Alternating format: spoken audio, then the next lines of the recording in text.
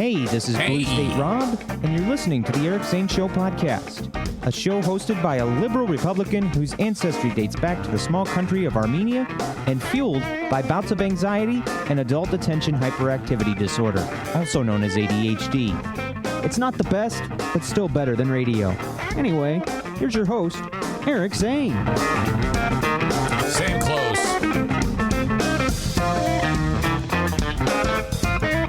Literally the same thing I wore yesterday for this show. Went to bed, took all of this off, threw it down, bedside, woke up, put it back on. When I was putting it back on, I was like, oh, I need to remember to put on another hoodie.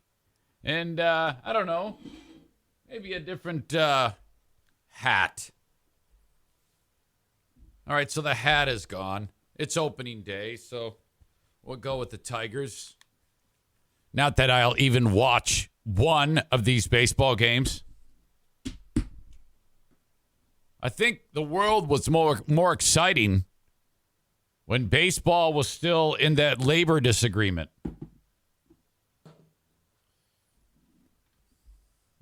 Personal preference. I guess if the Tigers are kicking ass, then I'd be interested.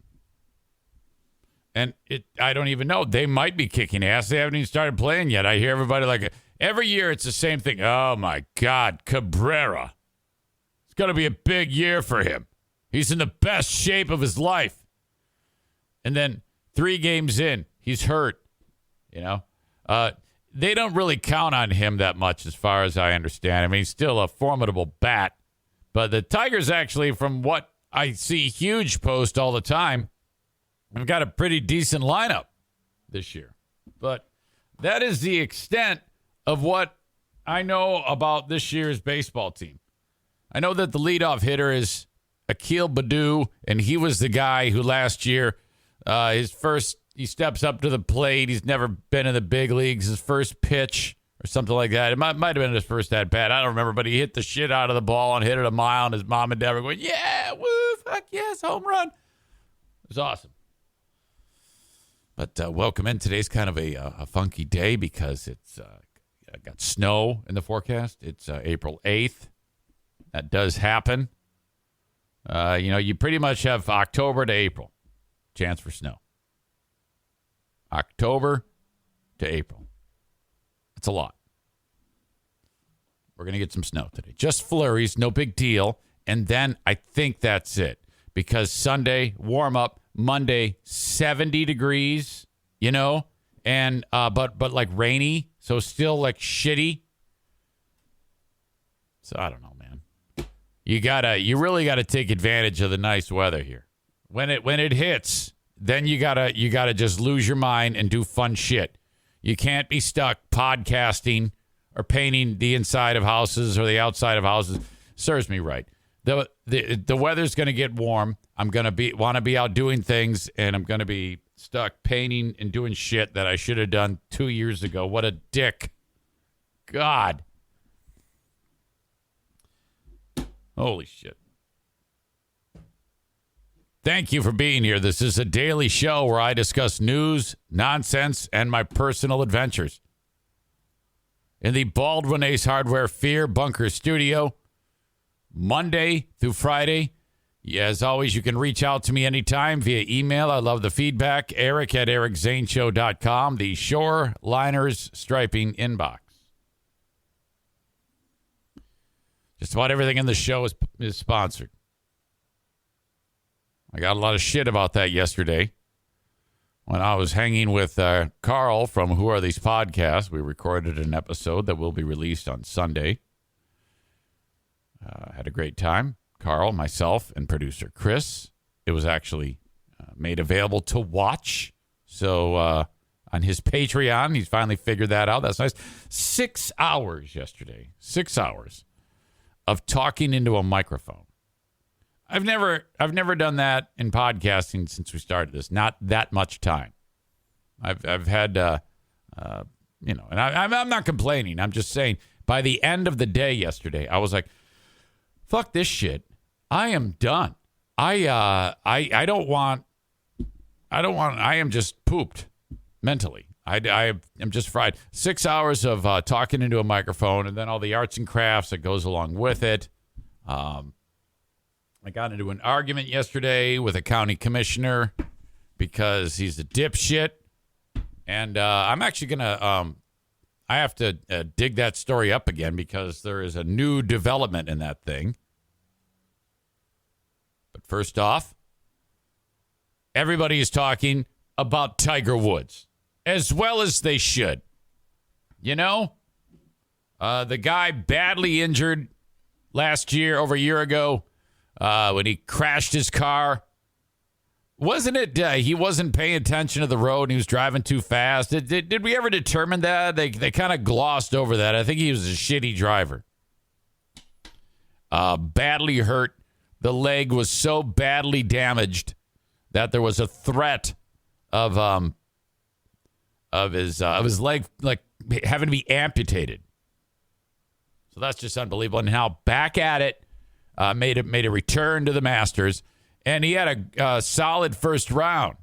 He was under par for the first round. Now I guess after today's 18. Listen to me. I'm like a golf know-it-all. That's when they will decide who makes the cut. Like if you're at a certain level, they kick you out. You can't play anymore. Right now, though, he's hanging in. He's 1 under and tied with several other golfers that no one cares about in 10th place. So you got. On the scoreboard, they just have initial of first name and then the last name. So I'm looking at the leaderboard, and obviously I can figure out who T. Woods is. But I don't know any one of them except for maybe, for one, D. Johnson. That's Dustin Johnson. And then I think I've heard of S. Scheffler. I don't know, maybe. But the rest of these people, I don't know. I've never, it doesn't ring a bell. Some dude from South Korea, SJM. Some dude from down either Australia or New Zealand. I don't know what the flag is. C. Smith. Fuck it. Seriously, I don't know who these fucking guys are. Woods, though, here he is. Tiger Woods. He tees off today at 141. He's 1 under. The South Korean dude is 5 under. 4 under, 3. You got 4 guys at 3 under, 3 guys at 2 under, and then all these dudes at 1 under. Handful of guys at 1 under. So Woods is hanging in there. Look great. Look to be in good shape. And, seriously, I give him credit because of the fact that he's so unbelievably wealthy. To be focused enough to want to go out and do this despite all of that money, that to me is the sign of, a champion, but mental illness. Okay? Tiger Woods is mentally ill. I'm not going to lie to you. If I had all the money that he had, I'm not going to podcast anymore. I'm going to buy things and travel. And if I happen to get bored, I might do a Facebook Live. That's it. I think the fact that he's still motivated to participate is absolute mental illness. Kenny in Nashville says, like Tom Brady, absolutely. Absolutely. Brady's even worse because 1 hit and he could be paralyzed for life. I mean, I'm not kidding you. I mean, he could be badly hurt in that game. So that is just fucked up. I don't understand it. When people get mad and say we shouldn't worship athletes, yes, we should, because we need to support the mentally ill. We need to encourage them to do this so that we can see their limbs fall off on TV. Adam says it's greed. Well, I mean, when you're worth $1 billion, what is the million it's going to get, or however much it is you're going to win? I don't know if it is greed. I don't know. Maybe they live such extravagant lifestyles that they're like, wouldn't it be something if Tiger Woods is living such an extravagant lifestyle that he's like you or me, old school balancing the checkbook, and he's looking at it, well, if I float this check and I win this tournament, I'll have enough to buy milk. Hang on, I got to drink some coffee.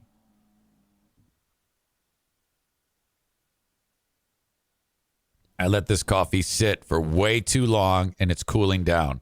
So I need to slam the rest of this. I'm going to be so jacked. Hold on.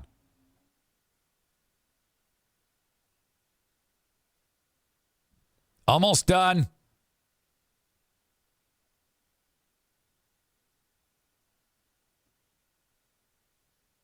I got to show you something.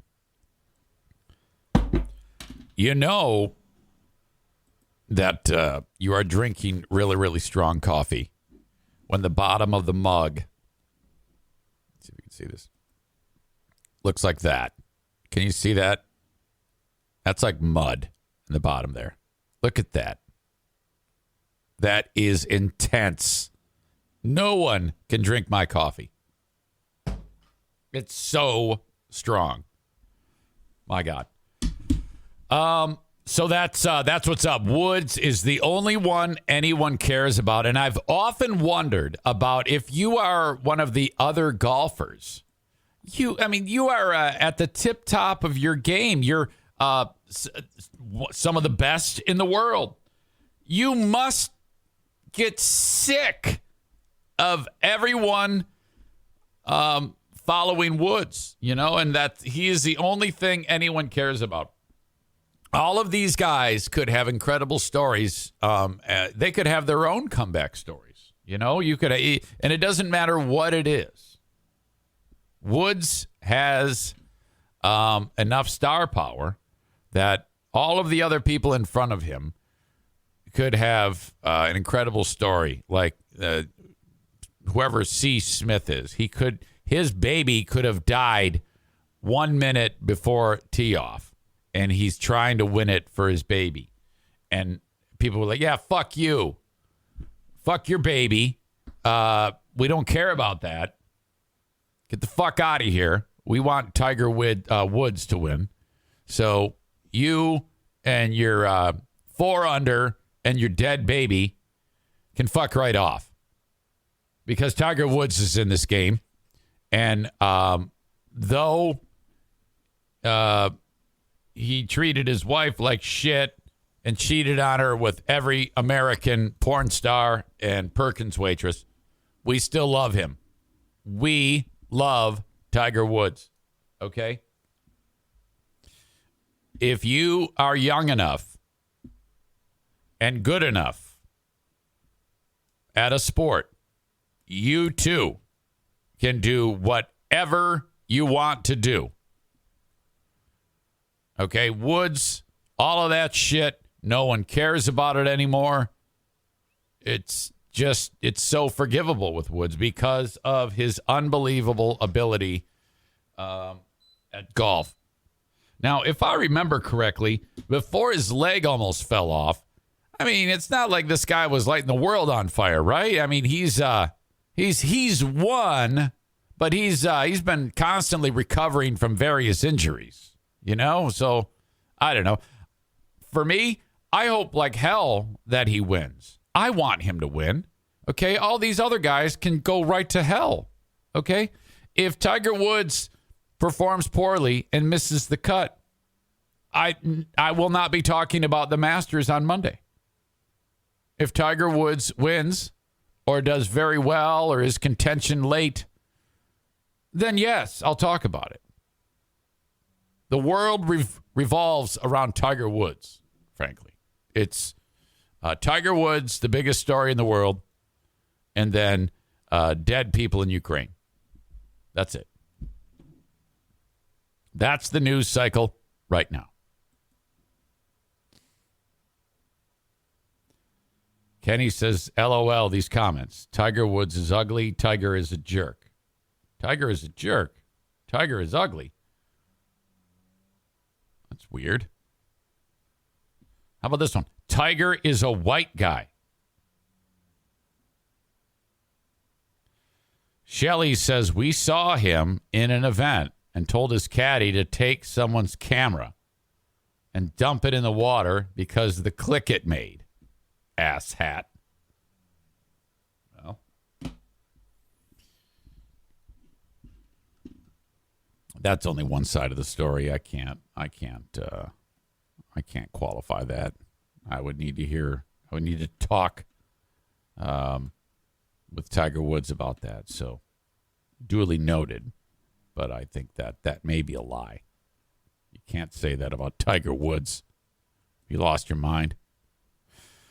Ladies and gentlemen, I have breaking news. And quite literally, it was 5 minutes before the start time of this podcast of 8 a.m. And I was sitting here putting the wraps on everything I needed to do to make sure that the show was ready to go. And I said, I need more coffee. It was this.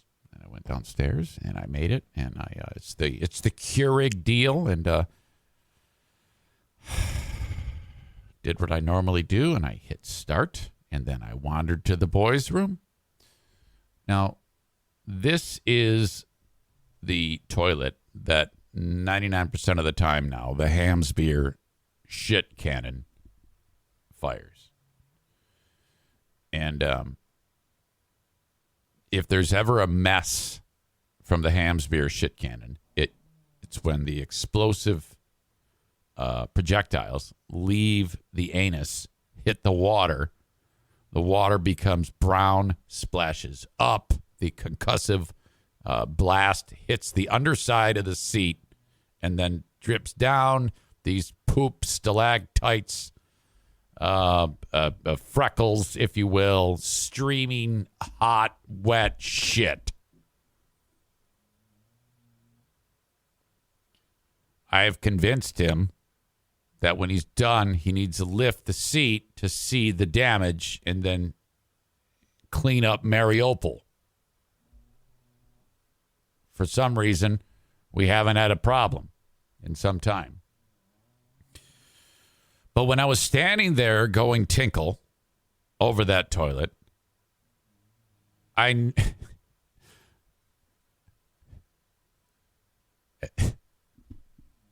see, y'all know what the kiss of Neptune is? That sounds spectacular. I'm getting an idea of what you mean. I noticed something when I was standing there going tinkle. And I went, I'm like, well, I think that's brown. The location of the brown is a little odd. And it looks somewhat symmetrical, but the location of it tells me we might have an issue here. Now, let me show you what I saw. I have two pictures to show you. And then my theory.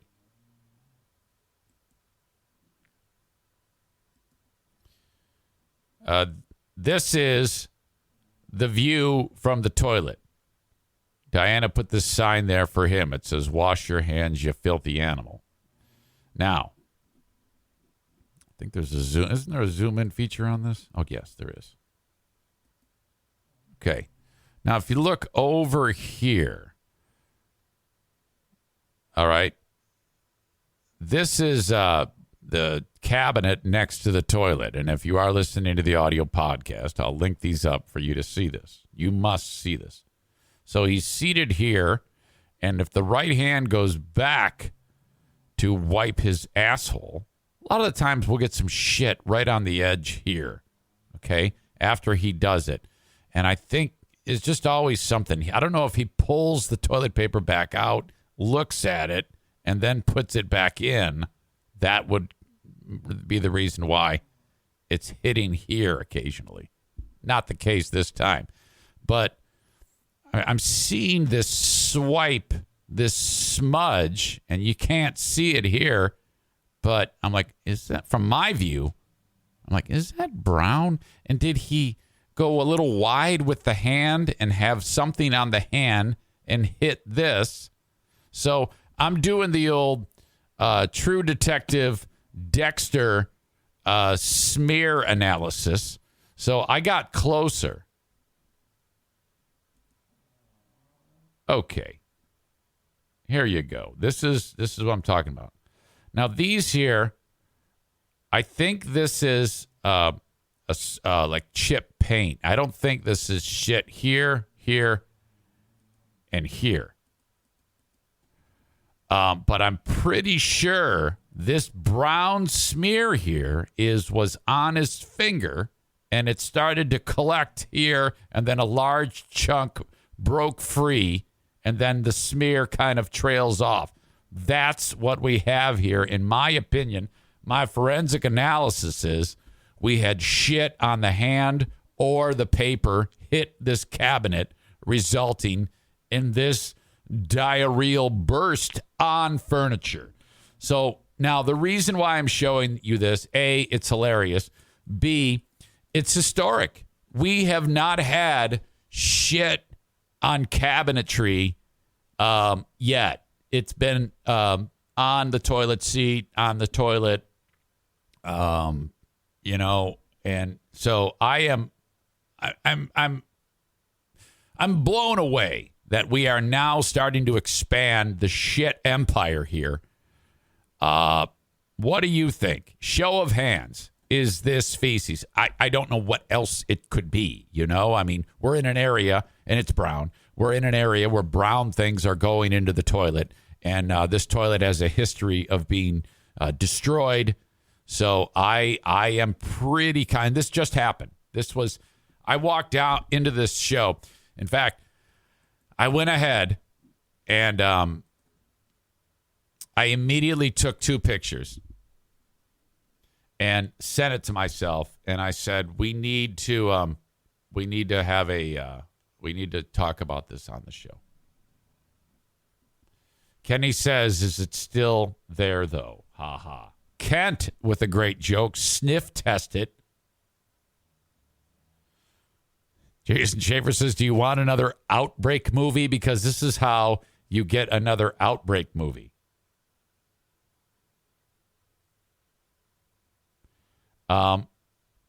Fat Butters 9 says, do an intervention. I am going to do that. I am going to say, hey, I need to show you something, buddy. I hate to do this. Send O'Neill in there. If he licks it up, it's poop. God, Kent is on fire. Need a Queen of the Forest first reaction. Boy, I can't quite do it yet. I don't want to get down. I don't want to go down that road. Okay, you must get the quick release toilet seat that comes off the toilet for easy cleaning. Game changer. Okay, great. But that doesn't have anything to do with the cabinetry that I have that now has shit on it. I think I need to actually say, Kevin, I'm going to need you. I don't know what it is. I'm actually going to need to. I can't be. I need to be firm, but not insulting. I'm going to need to say, this is a dress rehearsal. Kevin, this is feces. And I'm reasonably sure somehow, I don't know. I mean, is it, well, no, he shits there all the time. Of course it's him. I can't get into my own head. I need to be strong on this. Kevin, somehow you managed to put feces on this cabinet. Do I do that or do I just let it? You know what? This is what I'm going to do. This is the first offense of feces on the cabinet. And I think we need I think we need a little bit of leeway with my brother-in-law, Kevin, with shit on the cabinet. Kenny says you take him in there, point at it, and ask, what is that? Okay, no. Look, I have come so far with being calm with him and giving him a wide berth. His hands, this is what I need to tell myself. His hands don't work. He's disabled. He has a spinal cord injury. You can't roll. Schaefer says hard to roll up an evening newspaper and smack him with it. No, we can't treat him like a dog, for fuck's sake.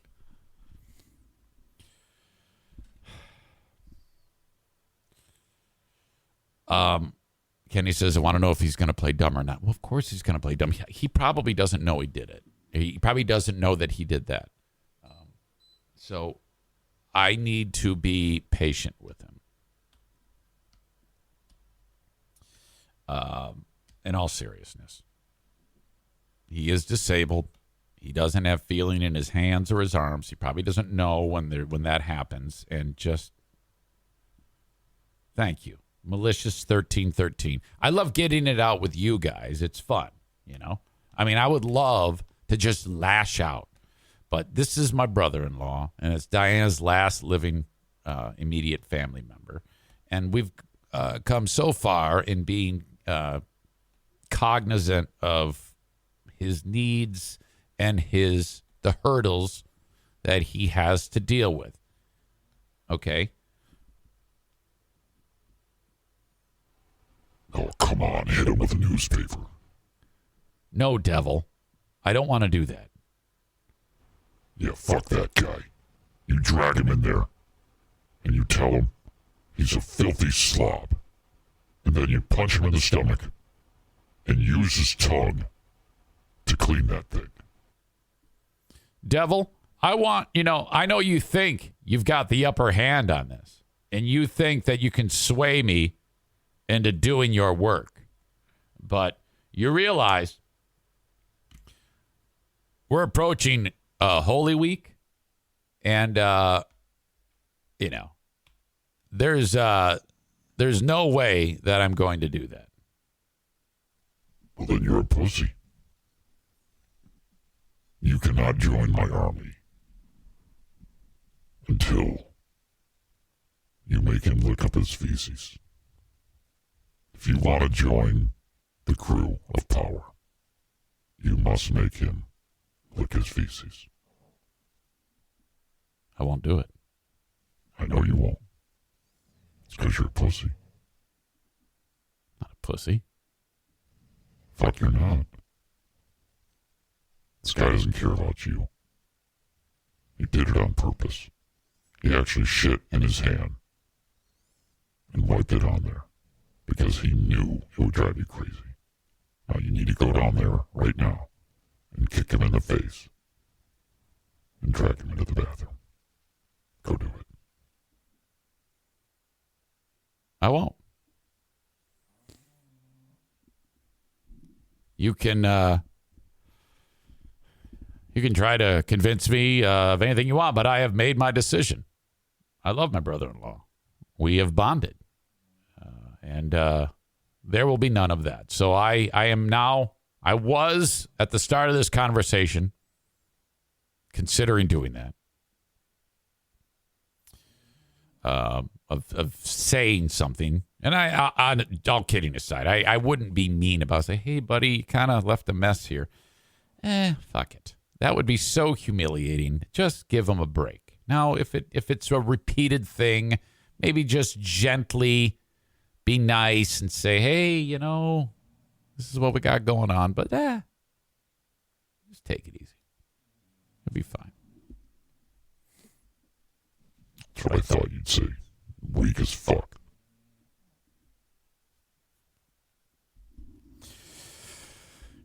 Okay. I saw this. Who said this? First time chat from viewer. Face Matronic, welcome. First time tuning into the Twitch stream. It's so refreshing to hearing Zane say shit in real time. Welcome. So glad that you are here. Go ahead and spread the word. Promote it on your social media that your old pal Eric Zane is still alive and kicking. All right.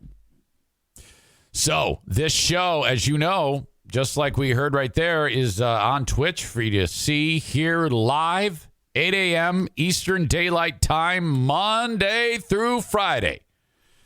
Twitch.tv/Eric Zane Live. You can download the Twitch app, search Eric Zane Live, all one word, and there you go. Follow the page or do it on your desktop or your laptop or whatever, and then follow the page and subscribe. It's a good idea to subscribe. You hit the big red button. It says subscribe with Twitch Prime. If you have an Amazon Prime account, that's free. And the reason why is because then when you're watching live, there's no awkward commercial interruption from that because they do it. I don't do it. Amazon throws in, or Twitch throws in a bunch of ads that fuck everything up. I mean, I could be talking about the most incredible thing in the world. I could be announcing that I have cancer and it would be interrupted. So you probably want to subscribe with Twitch Prime. If you use your Amazon Prime account, it's free. It doesn't cost you anything. You just link up your Amazon Prime with it. It's a perk of being an Amazon Prime customer. Okay, so do that. Otherwise, it's $5. So that's up to you.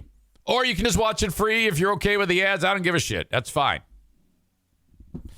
As long as you're following, I need more followers. Thank you so much for following me on Twitch.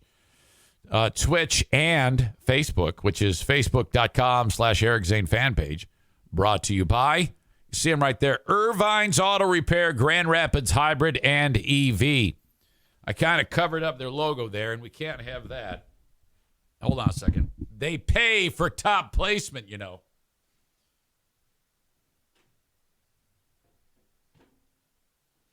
I had to move over my Eric Zane Show sign when I was on with Carl on Who Are These Podcasts yesterday. You know, a little PR move. Fuck. The show that we reviewed yesterday on Who Are These Podcasts, it was really, really bad. And I don't get it. I don't know what I'm doing wrong because I don't think that what I do sucks. I actually think that what I put out every day is good content. I mean, I'm comfortable that what I'm doing is actually something that you would enjoy. I couldn't always say that. I have enough sense to discern, you know, things now. It's a little bit of a different ball game these days. And when I check out the show that we checked out yesterday, it was so bad. And I'm like scratching my head. I'm like, what am I doing wrong? Because these fucks have between 12 and 1,300 people following them on Patreon. And I, you know, I'm like, fuck, that's like 6 times the amount of people that I have on my Patreon. Am I that shitty? Do I need to reassess what I'm doing here? Am I doing something wrong? That is it's fucking weird to me.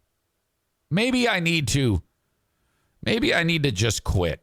I mean, it's still a very a viable tool for me and helps me, but I'm like, fuck, that is insane to me.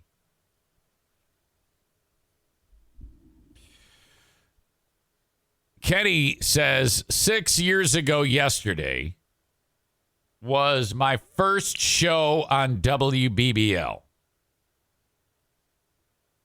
It was also a Thursday. I heard so many Cordell and Cordell commercials online trying to listen that I called and bitched at Julius.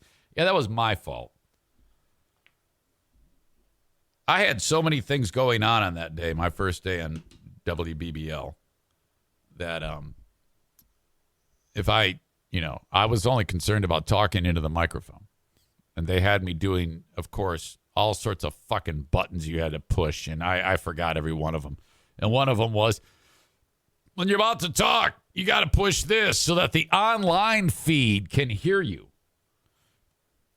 That was Kenny. I, of course, didn't do that. So it just kept replaying the same GD commercial over and over and over. Fat Butters 9 says, I miss Ben Glaze. Well, good news. I don't know if you know this or not, Fat Butters, but I do a show every week with Ben Glaze, the Ben and Eric Patreon podcast. And we did that last night. And motherfucker, did we have fun. Oh, my God. So every week on Patreon, I do a show with Ben with a live Zoom audience. I don't know of any other show that does this. And we count on the audience to provide, jumping off points and content and dialogue. It's fucking great. It is one of the multitude of reasons why, you see, I'm not really concerned about whether or not my Patreon is good or bad. I know it's good because there's so much there. That show alone is enough to make you want to sign up. You should sign up. Patreon.com/Eric Zane. Ben and Eric last night live. The audio of that will be posted on Patreon a little bit later on today. Okay. Where was I? God, there's a lot going into my mind right now. Okay. You should add a consistent review topic. Says Melissa from PA, to get a niche of listeners, like following a specific TV show. Always looking for podcasts talking about TV shows like Below Deck or Real Housewives or whatever men watch. Nah.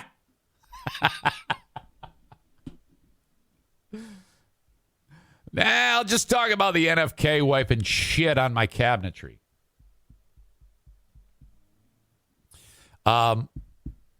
Twitter, @Eric Zane Show, if you would follow me there. Brought to you by Blue Frost IT. And the almighty YouTube. Brought to you by Frank the Tank Fuss, my policy shop insurance. Okay. I have an update for you, and this, for some of you, will be the second, maybe third time you've heard this. But I don't want to be podcast guy who says, and if you missed it, go back and listen to a previous episode, because fuck that shit. And I need this for perspective. And this is a very serious topic, but we have the potential in the community I live in of a race war. 2 years ago, with the George Floyd death, there was a riot in downtown Grand Rapids. And now we have an incident where what we know right now is that a cop pulled a guy over, Patrick Lyoya, on Monday morning. He had a plate that did not match his car. Upon getting more information, it was revealed that he had to be taken in and arrested. Well, he got out of the car, Patrick Lyoya, and it's pertinent to say that he is black. And he ran away. The cop caught him. There was a big fight. There was an eyewitness there, who's nameless, saying, stay down, don't resist. This is going to be okay. Well, the fight kept going on and on and on. Lyoya was tased, according to what police and reports are saying. He was then shot. The officer shot and killed Lyoya, according to the chief of police in Grand Rapids. The state police are investigating. There is body cam footage. However, during the fight, the camera fell off. Okay.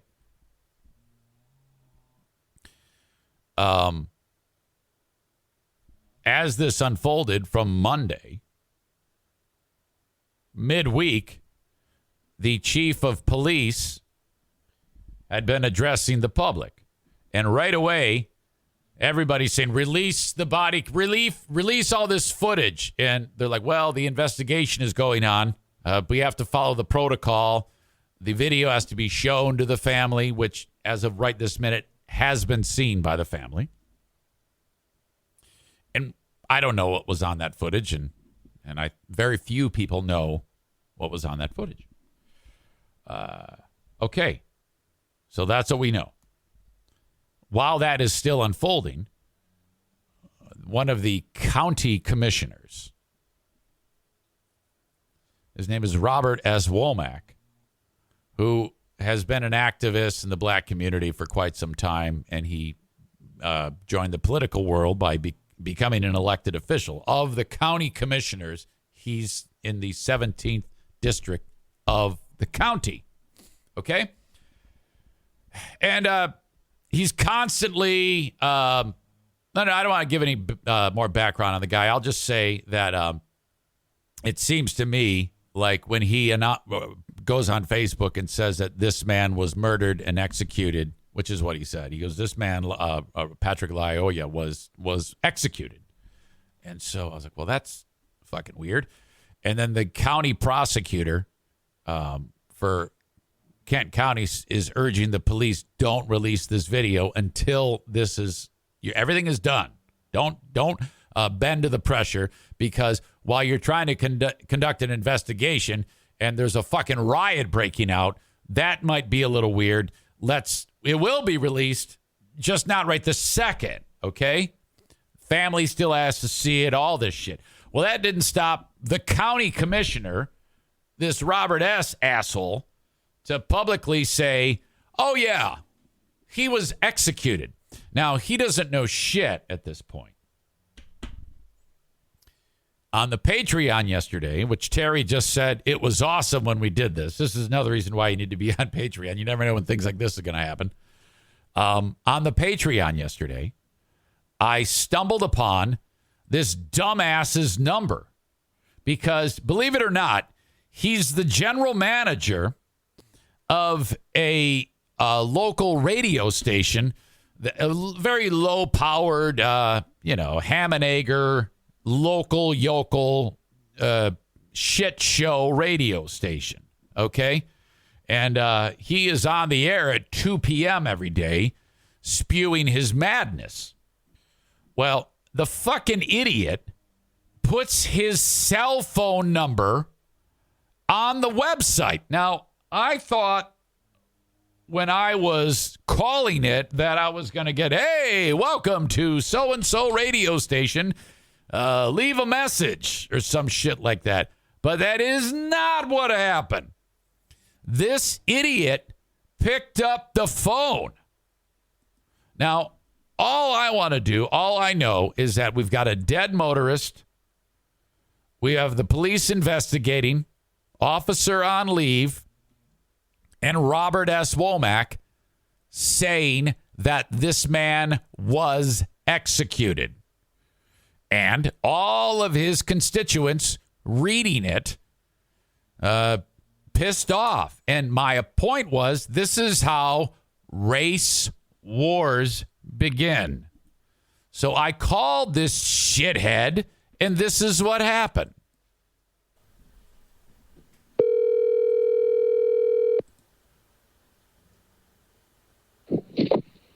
Hello?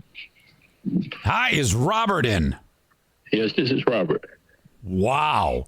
Robert, this is Eric Zane from the Eric Zane Show podcast. Do you mind if I get a word with you on the show? I can answer a few questions. Okay, let me jump in here. think he has no idea if I'm adversary or in his corner. So I kind of realized that. So I said, well, just talk to him. Before you let him have it, let him dig his own grave, which he did. Okay. It seems to me like you know a lot about this incident with the cop. Yes, sir. I know more than most. Yes. How did you get the information that this was an execution? When you see the video, you will be able to judge for yourself, is all I can state on that. And I wouldn't go as far as to say that if I didn't know what's on this video. And it isn't shocking to me that after the police chief promised to put the video out, that somehow downtown, and they have come out today and said there's a request from our prosecutor to not release it for the investigation. I saw that. For the safety of the community, I would not like to wait till it's summer and release that video as bad as it is. Because, I'm in my neighborhood, I'm in the community. And that shit, if it's as bad as it is, right, we should not be waiting for the summer. So you actually saw the video that wasn't released? How did you do that? I can't speak on this video thing. I can speak on this to you. You wait till you see the video. Oh, okay. Sir. So you have not seen the video yet. That is not what I said, sir. I didn't say if I saw it or did not see the video. Well, you said it's on your Facebook post. I'm reading your words. This was an execution. So you must have, or is that an opinion? Let's say for now, I will say it's an opinion for now. Well, that's my problem, because your constituents, they believe you. So I think you're reckless. I'm bad. Sir, you will see the video and we will go from there. Sir. And I did not, you asked me what do I want to say for right now? That's legally what I will say right now. And I'm challenging you. And thank you, sir. This has been, I hope the podcast gets 1 million views, and I'm glad I could help you do whatever hype you were looking for. I just challenged you. I just challenged you. I just challenged you. Congratulations on your show, sir. I challenged you, and you can't answer. You were pussy. You asked for easy rhyme. You talked to the main man. Well, that was easy, motherfucker. Okay. All right. Robert S. So that was my I'm like, well, if you say someone's executed, okay? If you're going to say he was what you're suggesting there, if you're going to say someone was executed, there's a little bit more information to this. This is the latest. The family now has seen the video, as much as is available. Here is what is being said, and I want to play this, and then I want to provide commentary about this. Okay, so here you go. Family interpreter says video shows the developments today in the investigation of a Grand Rapids officer who shot and killed Patrick Leoya Monday. Leoya's family interpreter says video shows the officer shot the unarmed man in the back of the head. Today, the prosecutor asked police not to release the video yet.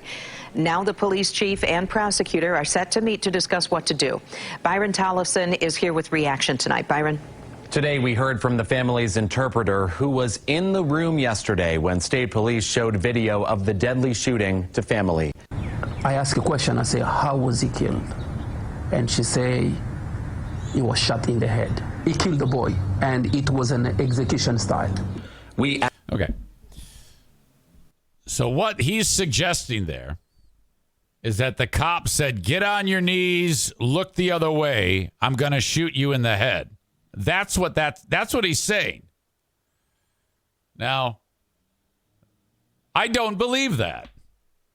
And I also know that if there's a fight and an officer draws his weapon and he's fearing for his life, and he shoots somebody, the person that's fighting with him might get shot in the head.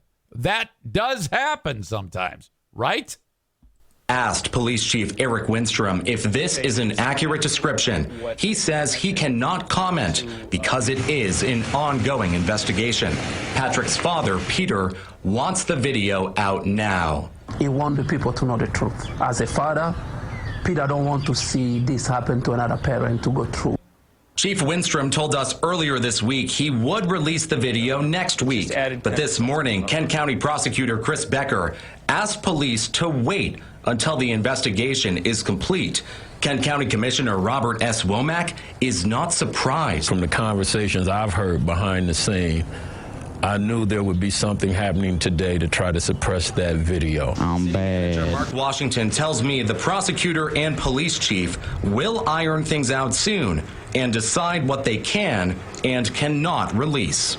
The goal, making sure they don't jeopardize the investigation. We can both protect the integrity of the investigative This is the city manager of Grand Rapids, Michigan. process, but also do so in a way that continues to promote accountability and transparency to our communities. I don't have all the facts at this point either. And so I too am looking for the information, both the video information, the medical information, as well as the other accounts of witnesses that are in the area. Washington defends the city's response, saying they are being transparent. We want to get to the bottom of what's going on. We're not hiding anything, and you can, that's evident. It should be noted, it's noteworthy that this city manager is also a black man. By the fact the family has been Because Robert's making this all about race anyway, so. very involved early on in being informed of what's going on, and this probably has more insight than a normal member of the public. He also addresses the concern of unrest returning to Grand Rapids, like we saw 2 years ago in the wake of George Floyd's murder. I do not anticipate a reaction like 2020 that was happening around the country.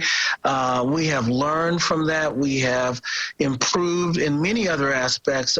For that, we put policies in place since then just for incidents like this.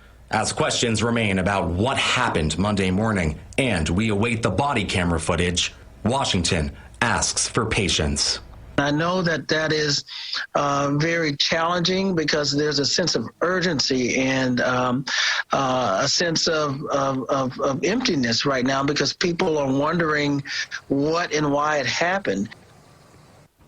The family says Patrick did not have a weapon on him when he was shot and killed Monday morning. Sue?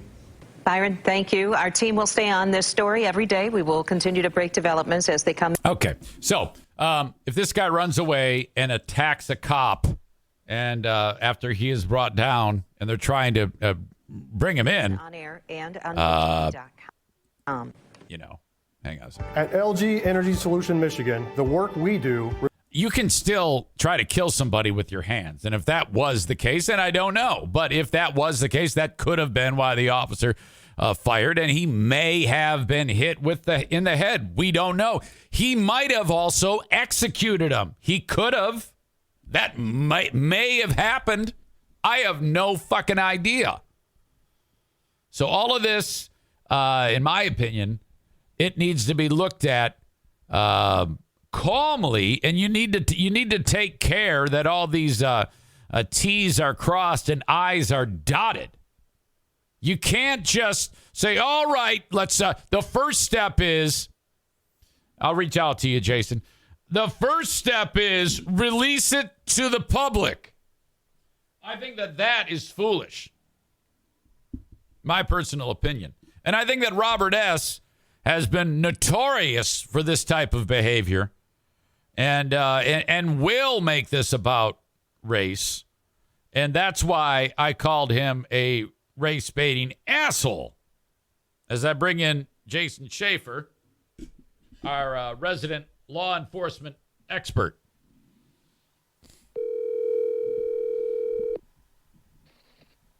Hey, what's poppin'? Jason, what are your credentials for the audience? former law enforcement, excessive training in these types of situations. Okay, so what comes to mind for you in all of this? First of all, I think the city and the new chief are doing a really, really smart move by not releasing anything, because if they release small little snippets of what happened, or, you know, like a gradual type thing, it kind of like riles people up. So if they're holding off, it's more of a mystery to people. And so I think a lot of people probably would be like, well, we're not going to protest because we're not sure what happened. You know, there's still going to be small contingency that goes out and throws a fit because just for the racial thing. But for the most part, I think people are going to be calm. Yeah, that's I think that's kind of like best practice, so that all in one fell swoop, almost like a PowerPoint presentation of this is what we know. It's a smart move too, because they've got a third party investigating it. They're not doing it themselves. And for them to hold off and say, hey, we're going to wait for the third party to give us a unbiased opinion, that's a smart thing. There's also eyewitnesses who saw this, like people on the street. So all these interviews need to take place, and those people will be able to say exactly what they saw because they watched it. Right. And it's from their perspective and from their viewpoint, which isn't the entire story. Obviously, no one was there that would have the entire story. I have not seen the video. You have not seen the video. But I can tell you from prior experience and prior training, more than likely, quote unquote, I'm going to say that with an asterisk, more than likely what happened was the officer fought with his gentleman, and whatever the family and this Robert Womack are claiming to be an execution style shooting was probably not a controlled or a chosen thing. It was probably in the heat of battle. If the officer, under the fleeing felon rule, if the officer feels that his life is in danger or the life of someone else is in danger, he has the right to stop the threat at any means necessary. So even a shot to the head is going to be justified under that rule. I think that already the family representative turning to the TV and saying, oh, yes, he was shot in the head. That's all the usual suspects will need to hear to say, oh, my God, this was an execution. Yeah, correct. And the news report that I read said that the dad, they showed the video to the dad. Apparently, they wanted only him to see it. And his representative and his interpreter saw it as well, apparently. And dad used the phrase, he was shot execution style. Well, that is open to interpretation, because if a suspect is on the ground fighting with an officer and the officer's gun is up for grabs, which I guess that's the report was saying that his gun was out of the holster and the suspect was grabbing at it. If they're on the ground together, entangled in mutual combat, and the officer shoots him in the head, the open interpretation for that family member is, oh, yeah, you executed my son. Right. When in reality is the fact that the officer was fighting for his life, potentially. Yes. And felt, hey, this is the necessary step. I've talked to him. I've chased after him. I've tasered him. I've grappled with him physically. The next step in the use of force continuum is lethal force. Yeah. Eliminated the threat. Lethal force is the last step in the use of force continuum. And if a police officer is trained properly and uses it properly, that's the end result. Now, whether it kills someone or not is a different story, because there are lots of times where people are shot by police. That's lethal force, but they don't particularly die. In this situation, the gentleman died, which is unfortunate. It's tragic for his family. But at the very beginning of the incident, he chose to do what he chose to do. Where is what you just talked about available? I haven't seen any of that. Like the use of force continuum and things like that? I mean, is there anything that you've read that the police have released about this that you know what I mean? Well, the police haven't released anything. From what I understand, they've only released the video, seeing the video to the family. Right. Everything else has come from the family and from Mr. Womack. And so you have to take it with a grain of salt, the fact that they're not trained. They don't understand police procedure and tactics, and they don't understand the legality of what might have had been occurring, between the suspect and the police officer. What do you predict an outcome? Well, mark my words. Here's what I think is going to happen. What I think is going to happen is you're going to see very limited video, or we're going to hear about very limited video, because if the body camera fell off, it's stationary on the ground and it's only going to capture certain video or certain audio. My guess is that they were engaged in combat and the officer did what he thought he had to do to end the threat. This isn't going to be a situation where the gentleman walked away 15 feet, the officer ordered him on the ground, he got down, and then the officer shot him. So once that happens, then we just keep our fingers crossed that hell doesn't break loose. Correct. I would also predict that eventually we're going to get information that the suspect was either armed with some sort of a lethal weapon or had it on him and it got lost in the battle and it was somewhere nearby. Wow. Well, I can't wait. I'll be following this very, very closely. I that pissed me off that Womack did that. I thought that's not appropriate in any way, shape, or form. This is how wars start. Yeah. Idiocy like that, and he ought to be ashamed of himself. Well, again, it's a smart move on the city's part, because if anybody's going to jump the gun, let other people jump the gun. You know what I mean? Right. If he wants to go off and start making predictions and start spouting off about what he thinks he knows what happened and use that to stir up political support, because that's all he is as a commissioner. He wants political support. Yeah. Then I would say the city's making a smart move by letting him go ahead and make the first step, because he's going to be the one that has to back off what he said. Yep. All right. Hey, I hope you have a good day today.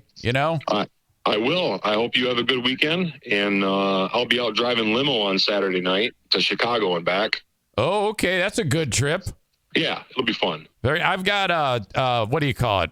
My safety check training next week. Okay. So that'll be on Tuesday with Omar. All right. You all studied up? No, not at all. I haven't done anything. All right.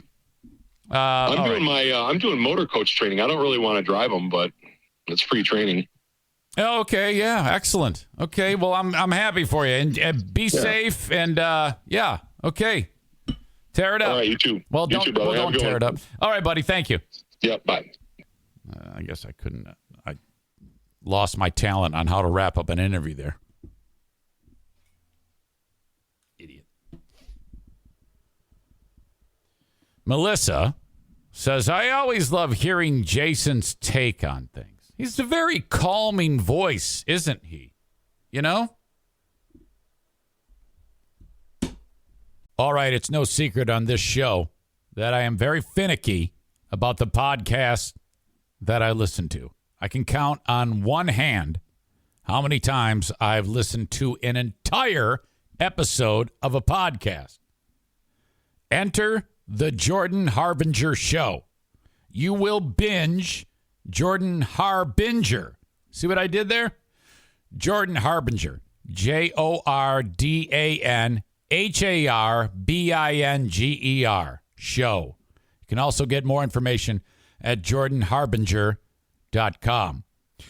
Wow, he touches on just about everything. Serious, insightful, interview, points of view, current events, mental health, becoming your best self. I know that sounds way woke, but it's true. I mean, who wouldn't want to be their best? Okay? The one that stood out to me right away, or two, I should say, were episodes 634 and 635. Joe Barone. Barone, mob guy, was a mob guy, and then realized, hey, I'm going to get killed. I need to turn. That's right. He became a rat, working with the feds and the mob at the same time. Holy crap. Can you imagine? The insight that Barone provides to Jordan about living that way is incredible. That's where I started. And now I've worked my way through several more of the episodes, and you must listen to the Jordan Harbinger Show. Again, JordanHarbinger.com. That's JordanHarbinger. JordanHarbinger.com, or download his show wherever you download podcasts. Yeah, he did a good job there. Thank you, Jason. The Patreon bonus podcast happens when this one is done. Oh, my God. I cannot believe we have already burned through an hour 5, and this is my first ad break. It's so bad. God, that means I've got 1, 2, 3, 4, 5, 6, 7, 8, 9, 10, 11, 12. Ladybug came at the Ladybug picnic. Man, my kids loved that Ladybug picnic. So great. Hold on a second, I gotta get it. Ladybug picnic. Knock knock jokes. Ladybug 12 at the Ladybug picnic.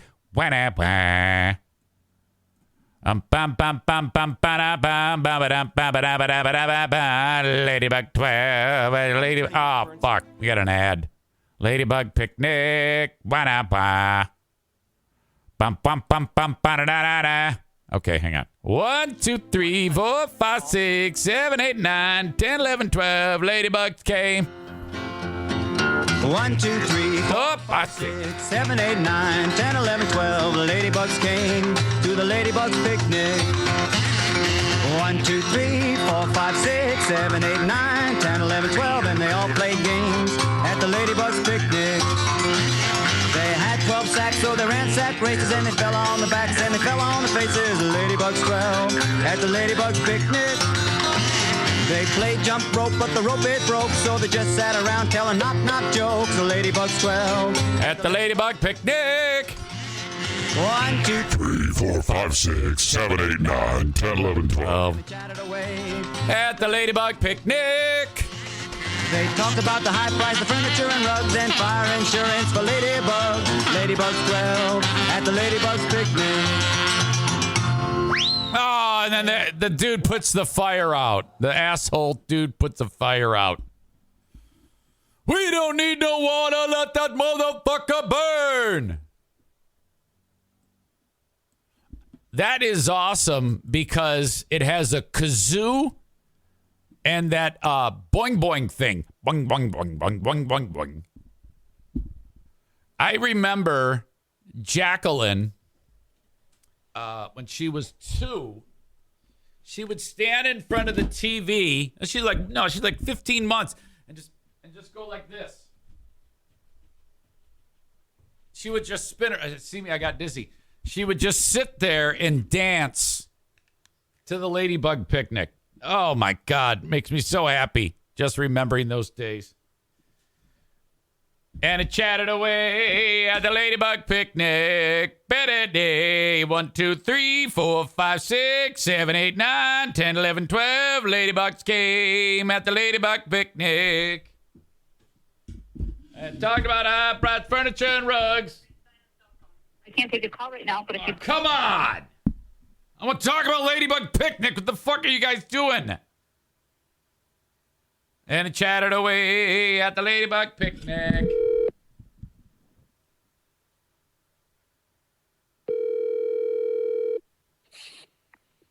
Hello? Hey, you're just waking up, right? Yeah. Hey, I'm doing the podcast. Okay. Okay, I'm gonna say some lines from something in the past, and I want to see if you can guess what it is. Okay. 1, 2, 3, 4, 5, 6, 7, 8, 9, 10, 11, 12.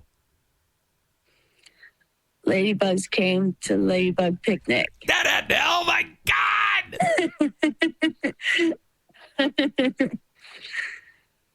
Did I get it? Yeah, I just played it, and then I pictured you with your little Dorothy from Wizard of Oz dress, with your ruby red slippers, spinning around to make your dress spin in front of the TV while the Ladybug picnic played. Yeah. And you, Daddy, do it again. And have to back the tape. Have to back the tape up. Do it again. Is that a kid song? It's from Sesame Street. Oh, it is? Yeah. And Why did you just play it? Well, I was counting out loud how many commercials I have. And I said 1, 2, 3, 4, 5, 6. And then I went 7, 8, 9, 10, 11, 12, Ladybugs. And then that was it. It's funny. Why did you grow up? I know. Why did you do that? Why did you do that to me? I'm still here. God, I know, but you're old. No, you're old. Your birthday's coming up. I know.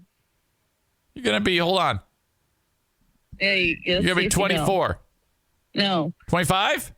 Yes. Oh fuck! Come on. Jim's gonna be 27. Jesus, Jim's gonna be 27 on Monday. Yeah.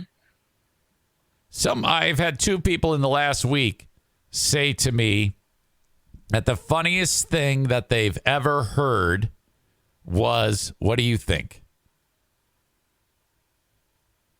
It involves you. Is it the Dad, I gotta go? Dad, I gotta go. When Jim put the car into the ditch. Yes. And you were panicking, and I recorded it, and the key moment was the breakdown in communication when I said, "Did Jim ditch the car?" You said no, and I said, "Where's the car?" And you said, "In the ditch." And then I was like, "Wait, huh? Wait," and then, "Dad, I gotta go." Holy shit! Well, who says?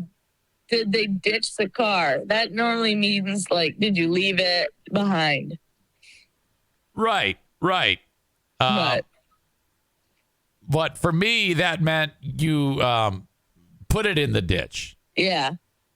That was a stressful moment. It was stressful. Did you have to walk home? No, the tow truck came, and then I think Mom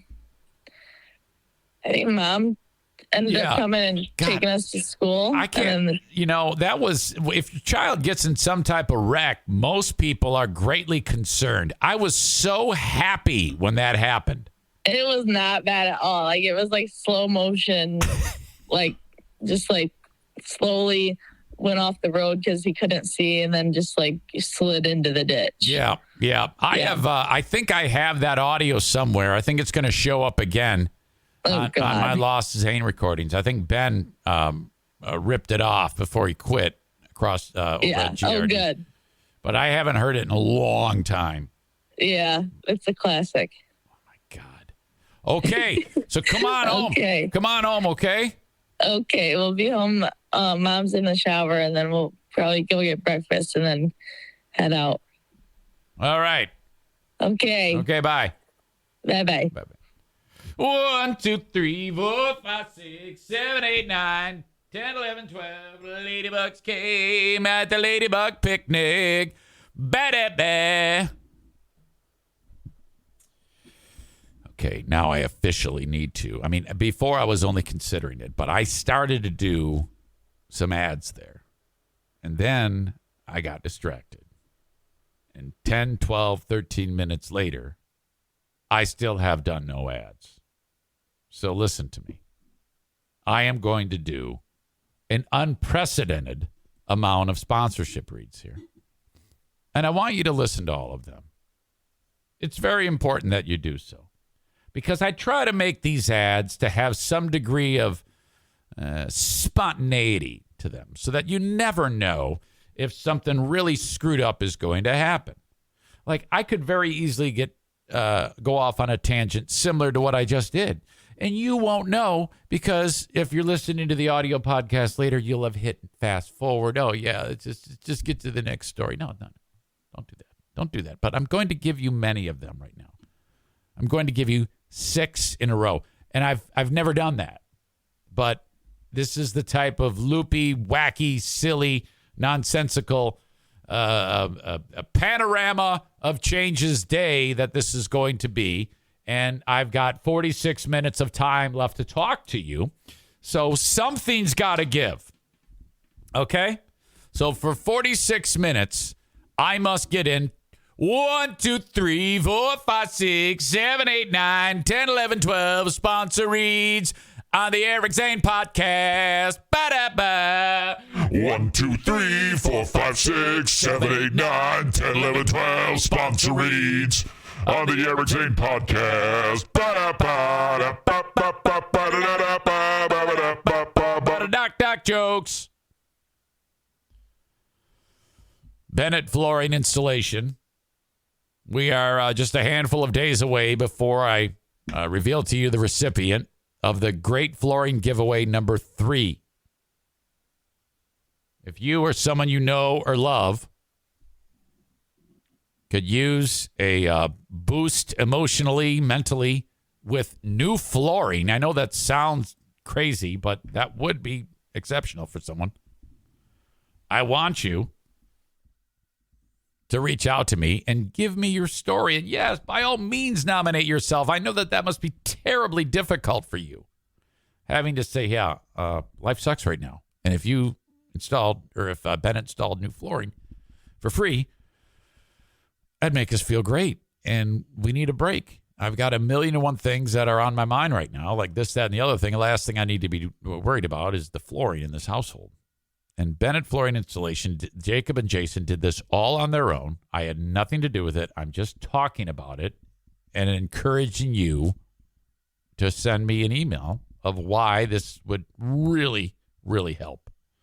I have many people that have sent them in, and we will be scrutinizing them as the days approach. And then we will announce a winner for the Easter Great Flooring Giveaway. He has risen with flooring. Bennett Flooring Installation. If you need something otherwise, if you're kind of like, hey, yeah, I'm not going to do that, but hey, I definitely need someone to install this flooring, reach out to Bennett, 616-318-0167. Call or text, and they will be able to help you at Bennett Flooring Installation. All right.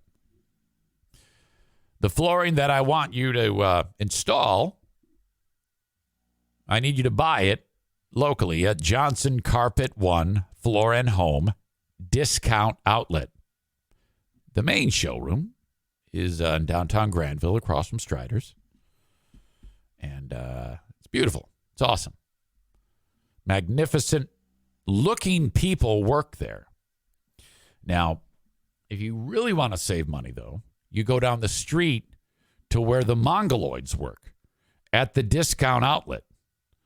Kent dropped the E, add the U, and his Armenian sidekick, Aram, worked there. Now, Armenians do the work of 10 men. They're stronger than everyone else, so he doesn't need anybody else. Now, these two are not handsome. Okay, I'm just going to say that. But that's okay, because they're going to give you the best price possible on flooring. They run the Discount Outlet of Johnson's Carpet One Floor and Home. Ugly building, ugly employees, great discounts. That's what they told me they wanted their slug line to be. I'm just kidding. I hope that didn't piss them off. But anyway, seriously, it's a big, giant pole barn behind Little Caesars. The lowest price for flooring, I promise you, because Darwin, who works in the Beautiful People store, buys tons of it by the 53-foot trailer full, and then Kent and Aram have to fucking pull it out of there and set it up and sell it to you for deep discounts because there's so much of it. They buy it cheap, sell it to you cheap. And on top of that, you mentioned Eric Zane, also an ugly Armenian. You save an additional 10% on the already low price. Johnson Carpet One Floor and Home Discount Outlet in Granville, Michigan. What are you waiting for? That's where you need to go for the big savings. And Kent adds in, amen to that. And then he says, nope, we're ugly as fuck, but our showroom just got remodeled. Hold on.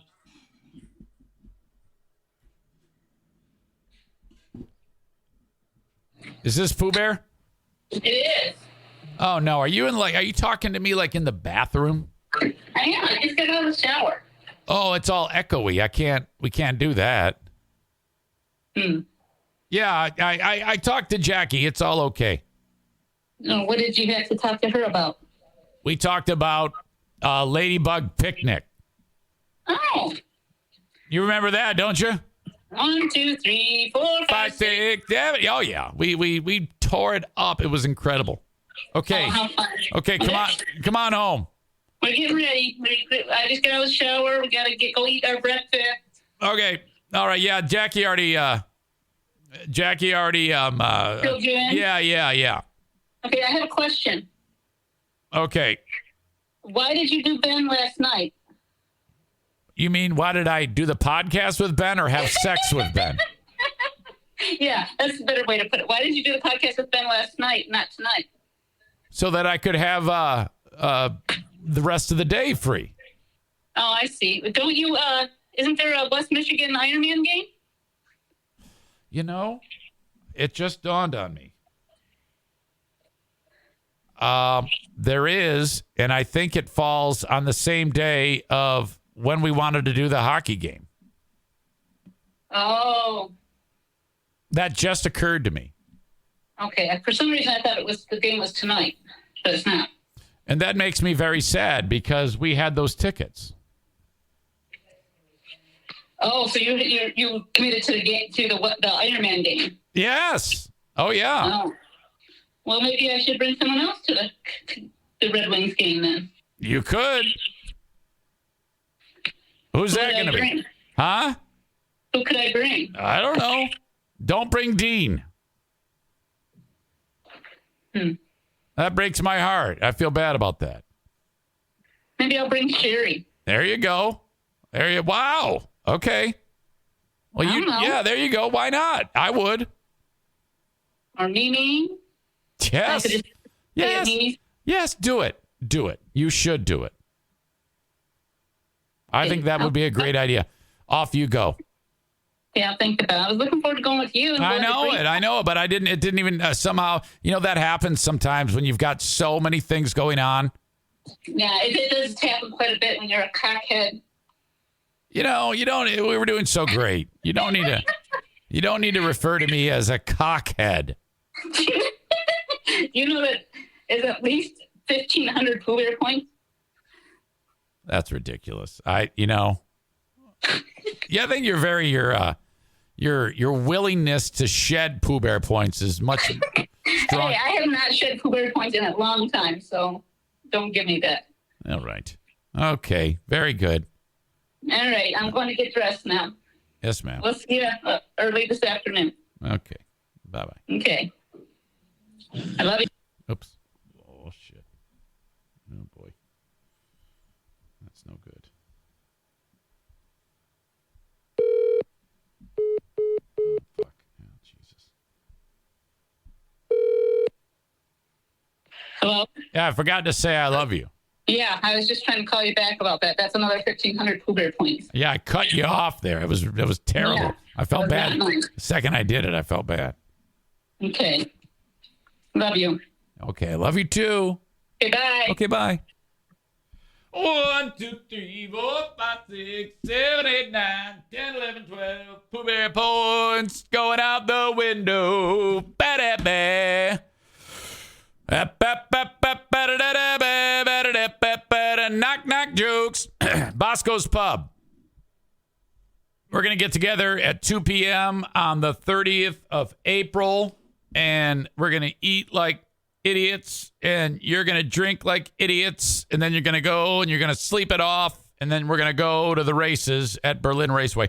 Bosco's Pub in Hudsonville, Michigan. Awesome place. Drop by for lunch or dinner, boscospub.com. Last I checked, they were open Wednesday through Saturday, lunch to close. Close is late, whatever, whenever you drunks leave. And then Monday and Tuesday, they open up at 11:30? 11. Check before you go. It's one of those two. I don't remember. Burgers are great. Beer is cold. Drinks are stiff. So are the peepees at Bosco's Pub.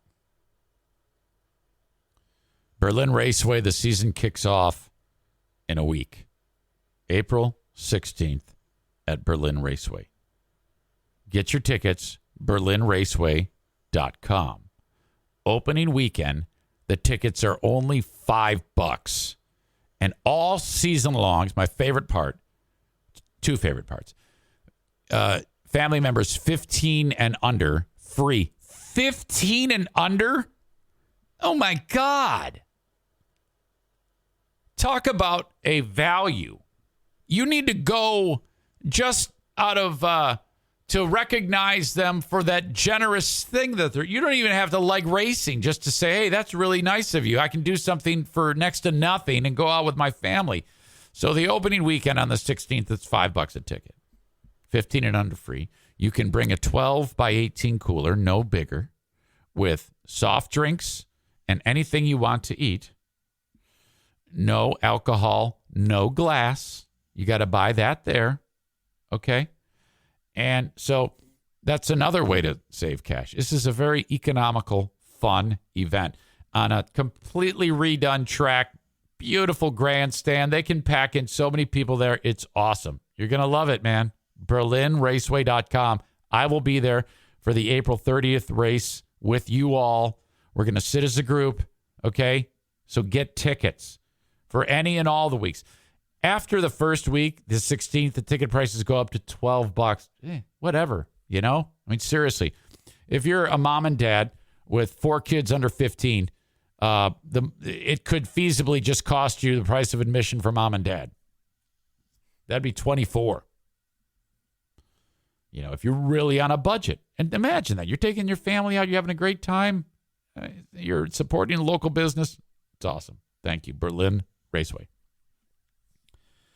Alan at Blue Frost IT is amazing. Alan and Ashlyn, startup company working for the man for a while. And then they went out and did it on their own. And now, according to all the other IT companies in West Michigan, voted number 1 by their peers. Blue Frost IT. So no matter what you're doing for your business, if you need a tech upgrade, what you do is you reach out to Blue Frost IT because you may not know what exactly, the changing landscape of tech, what might be the best fit for whatever it is you do in your business. So what you do is you sit down with Alan for a free consultation. Take you a half hour. And he's going to ask you questions about, so what goes on here? What do you do? And you need this, and you need this for graphics, and this is printers, monitors, routers, all this shit. And then he prices all that out for you. You were going to buy it anyway. He's just making sure you buy the right stuff, okay? That's his expertise. Then you go and you make the purchase based on his recommendation. And then he then sets it all up for you while you do your work. So no time wasted in the setup. Then he's going to be your managed IT service provider, which you didn't have before in case tech went south. You pay him a little bit of money to supervise all of that tech. Pay him each month. That's what I do. I actually do that. He's like my one employee and Ben and Blue Frost IT. And you don't have to pay for insurance, no parking pass, no sexual harassment, nothing. It's all there. Good things happen when you hire Blue Frost IT as for your project work, your contracted work, your managed IT work. Blue Frost IT. Mention it to your boss. If your boss is like, the tech here sucks, we got to upgrade. 616-200-8550. And then for this mega round of ads, Van Dyke Mortgage, the Mario Flores Lakeshore team of Van Dyke Mortgage, NMLS number 3035. Call upon Mario when you need a mortgage, okay? No matter where you are in the United States, with the exception of South Carolina, Maine, Alaska, and Hawaii. Otherwise, everybody else is in play. Call up Mario. Mention my name. Say that early. Say, Eric Zane sent me. I need the red carpet treatment. 231-332-6505. Whether this is you have a terrific credit score, one that's kind of shitty, reach out to Mario and he will help you. 231-332-6505. All right. I've been waiting to get to this one. I keep kicking the story down the road. But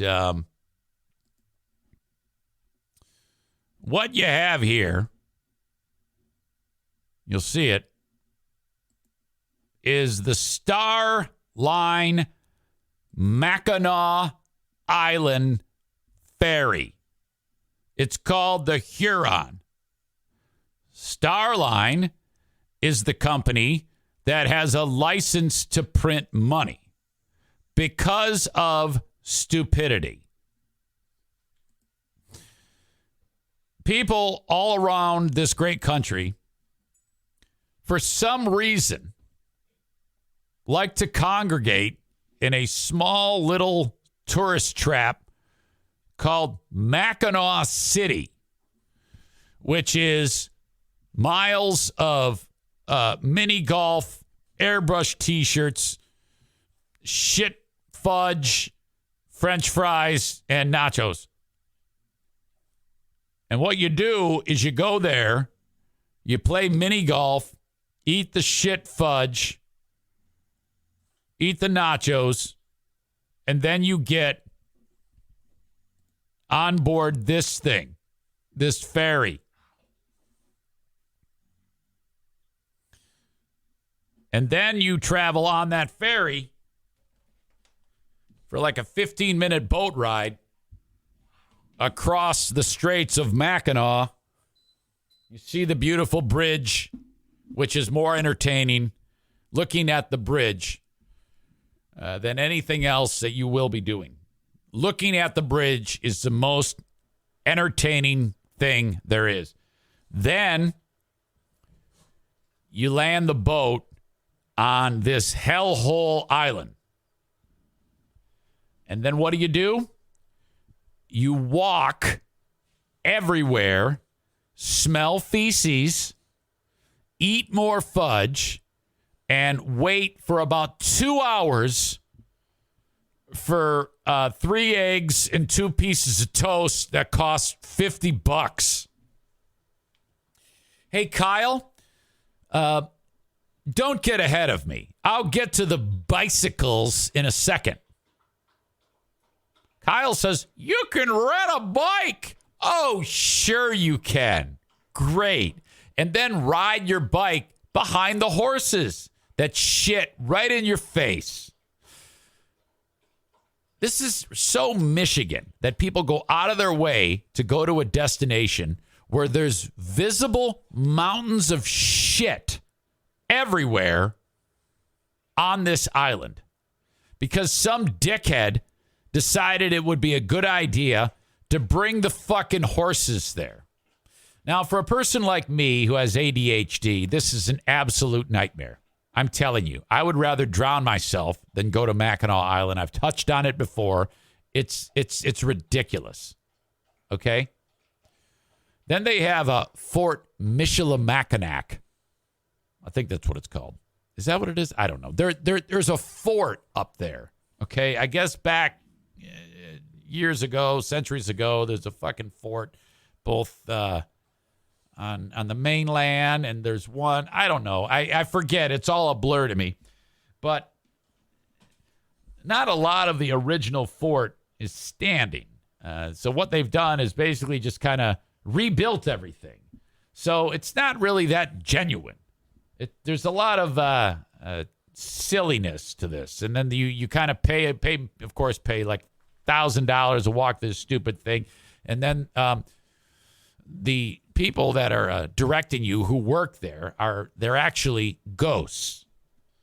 They have an entire staff of actual ghosts, and interacting with them is terrible. So you walk in, and then the ghosts dressed in their period clothes, it's actually the clothes they wore upon their death, are going to lead you through and say, oh yeah, this is the old schoolhouse, and this is the fort, and it's so fucking boring. So terrible. The only joy I got out of it was when Jackie was a young girl, and they have this like giant walk-through butterfly exhibit. Okay? And we walked into there, and the butterflies just like descended on her. And this is when we found out she hates critters. And she starts screaming and smashing them like King Kong's hitting fucking biplanes. And she's just killing these fucking things. And I'm like, no, don't do it. I'm laughing and going, no, don't. And she's like, And she's smashing butterflies on her face and on her arm. And they're like, no, don't kill the butterflies. I'm like, yeah, kill them. It's awesome. Oh, my God. So we get out of there. It was incredible. That was the most entertaining. I was like, let's do it again.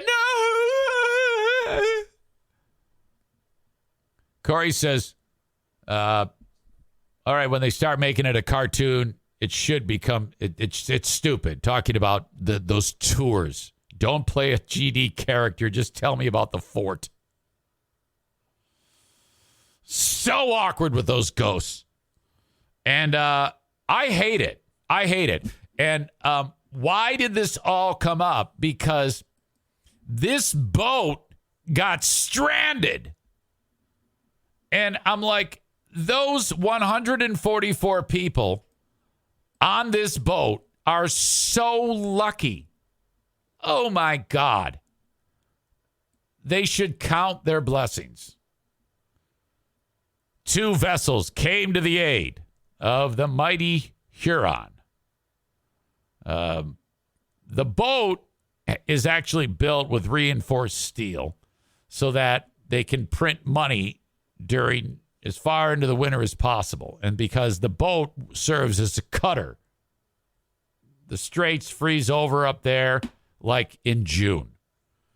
The straits freeze in June. No, I take it back. The straits freeze in the middle of August, and then they're free of ice July 4th every year.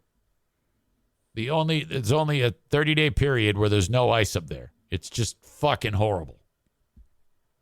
And these assholes get on this dumb boat, they break up the ice, and they go to this stupid hellhole island where you basically walk in and you're in debt. People who, there have been written accounts of people who have gone to Disney World and then a week later go to Mackinac Island. And then they get there and they say, we thought Disneyland was expensive. We have now filed for bankruptcy. And what you do is you go there. And once you get there, and after you spend half an hour there and spend on the bikes, the eggs with toast that you wait 2 hours for, the fudge, and all that shit, and you talk to the ghost, you then file for bankruptcy. And then upon filing for bankruptcy, you can either be dragged over the coals financially, or you die. And if you die, you become a ghost, and you then work for the island. It's a weird type of Lost type of vibe, TV show Lost vibe on this island. So all the people that you see there, most are ghosts, and the outcome is either bankruptcy or you die and become a ghost. But still, these stupid people, most of them from Michigan, like this. They find enjoyment in this. This is a good day for them to travel on this stupid boat and do this. And 144 passengers and 4 crew members were stranded. The mighty Huron lost steering one day this week and was unable to deploy its anchor. The vessel slowly began to drift towards St. Ignace. Now, that's a bad thing, too, because if that thing winds up on the shore of St. Ignace, you're going to hear the war drums going off, and the flaming arrows are going to fly at you, and the locals there will eat you. The only place worse than Mackinac Island are the savages on St. Ignace. So this is a horrible thing. In my opinion, we should have bombed the bridge and the Upper Peninsula and that island long ago. Daisy cutter bombs and just do away with it, because people are dying every single day. Well, the Coast Guard, of course, had to send a cutter out, which happened to be breaking ice nearby. All the passengers boarded the cutter, They're all safe. And now my only hope is that they're not too far gone and warped by this desire to go to this disaster island, and they just either put them out of their misery on the boat and throw them in the water and let the fish eat them, or take them back if they're not too far gone and let them resume their lives. This is as warped as the brainwashing that David Koresh did to the Branch Davidians. You remember that? Where Janet Reno said, I've had enough of this shit. Let's blow it up. And it was a wonderful move on her part. She saved many lives by doing that. That was a wonderful, wonderful gesture by her to have the tank drive through the wall and shoot the incendiary devices into there so that those children died. Because had they not died, they would have. It was a humanitarian effort by Janet Reno, and we need to applaud that. That was an excellent thing. Dicks out for Janet Reno. May she rest in peace for killing those children. Okay? And I feel the same needs to happen to all of these people who, do this. Go to Mackinac Island. Here you go. This is the actual footage, the actual photographs from the rescue. Now, these 4 guys right here, you don't see it, but they have weapons on them. And as they approach the damaged vessel, the locals get on, and then they were gunned down. And may they rest in peace. Some did survive, but only if they passed the psychological exam of, saying that they weren't really that brainwashed to go there. They were just being held against their will, things like that. So, all's well that ends well. I don't know if you heard about that. It was all a crazy, crazy thing. So anyway, those people were rescued. All right. I hate Mackinac Island. My God. Oh, a fucking hellhole. Why do you people do this? Why? Oh, God, if you've never been and someone comes up with the idea, before you say yes, will you please reach out to me so I can give you a refresher course about your impending doom? You do not want this. Stay away. All right. Hire me on Cameo. Cameo.com/Eric Zane. Mother's Day, fast approaching. Be thinking about that. I promise not to be an asshole. I can actually be very nice to you, or to your mother. Of course, I would be sweet to your mother. Come on. Unless, of course, you want me to be mean, but that might actually break my heart. But if you or someone you know wants, if you want to hire me for Cameo, somebody's birthday coming up, I can roast. I can be as aggressive and mean as you want me to be, and I can be as sweet as you want me to be. It's your choice. You hire me here for $15, and I pretty much do what you say. Cameo.com/Eric Zane. It's been way too long since I've done a Cameo. So reach out to me, and I can even do it live. So I'm like holding my phone up to me. I'm doing it. We'll do it live. And then, you get to see that these are all one take. Very rarely do I go, oh, that sucks, and then stop it and then start it over again. Because, frankly, I'm the best. There's no one on Cameo who's better than me, who can ad-lib something and improv his way through it. No one alive can do it better than me.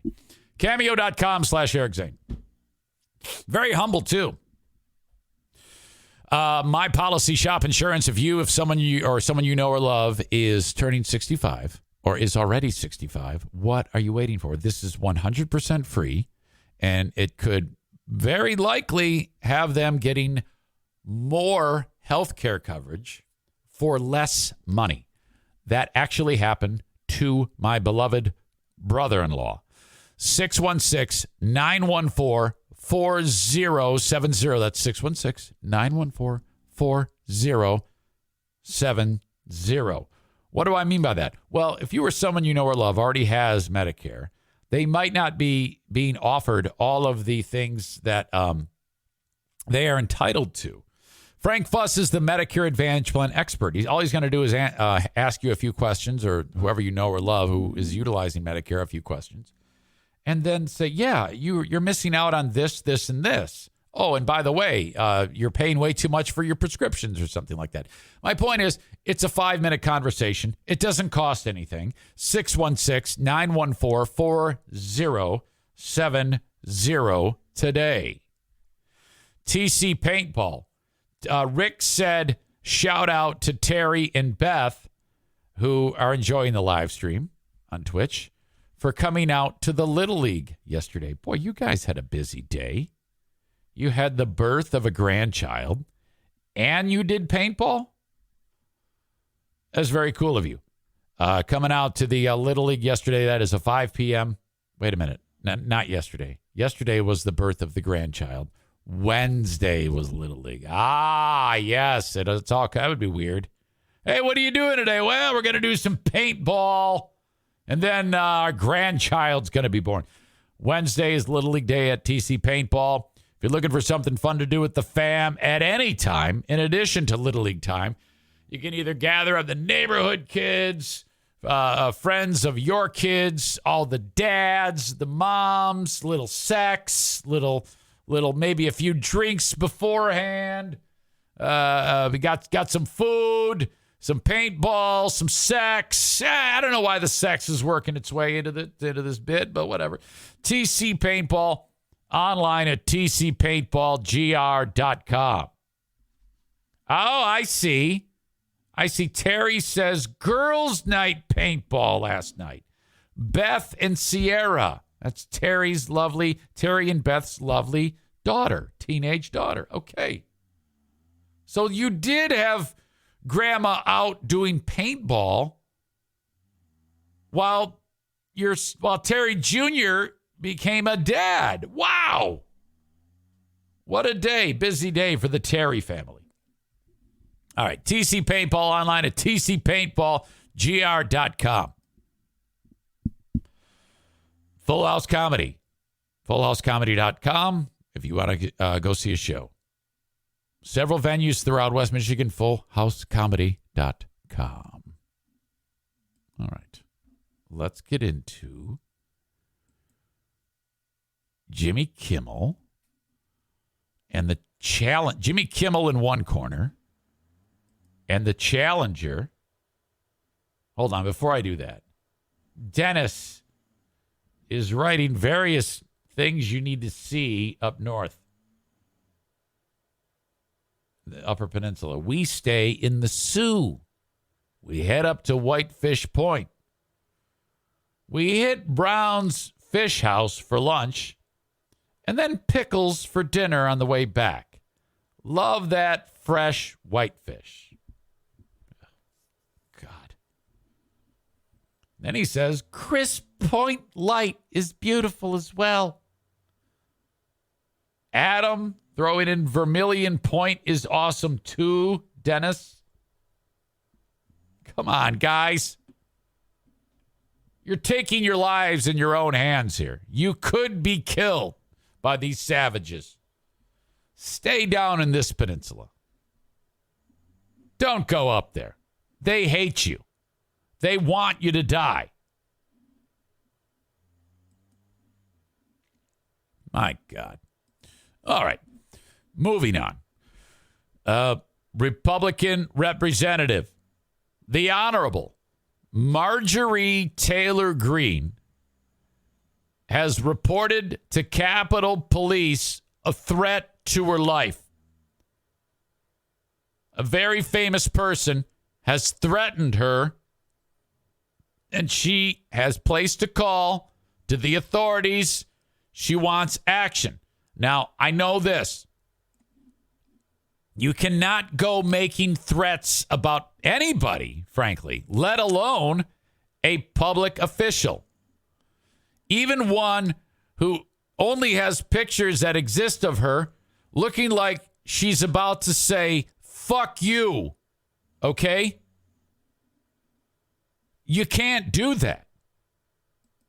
Now, I don't know if in this case you will agree that her life was being threatened. We'll have to determine that. Representative Marjorie Taylor Greene has said she reported Jimmy Kimmel to Capitol Police after a joke about her and Will Smith. Green tweeted that Kimmel's joke, which referenced, he actually said, boy, where's Will Smith when you need him? Referencing something about her. I'll get to that in a second. She said, so he's making a joke about, boy, for her, where's Will Smith when you need him? So you know what he's saying there, but he's not coming out. He's smart enough to not say, yeah, we ought to smack her.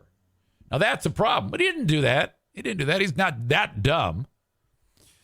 She said, she tweeted out, ABC, this threat of violence against me by @Jimmy Kimmel has been filed with the @Capitol Police. She tweeted out.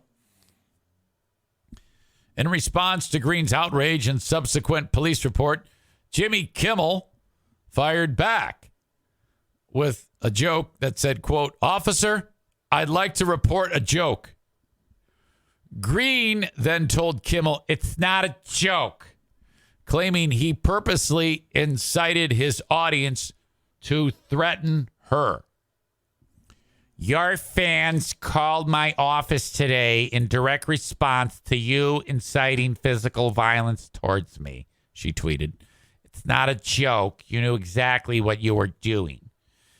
Kimmel made the joke about Green on Tuesday night's Jimmy Kimmel Live after she tweeted that GOP Senators Lisa Murkowski, Susan Collins, and Mitt Romney, who voted for to confirm Judge Ketanji Brown Jackson, she said that they were pro-pedophile because they said they would confirm. Those were the three Republicans who voted to confirm Brown, who is now on the Supreme Court.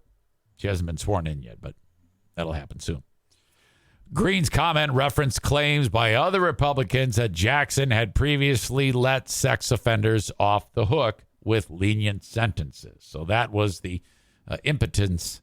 Am I saying that right? Impotence?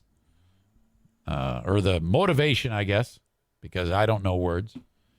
That was the thing, you know, that kind of came up.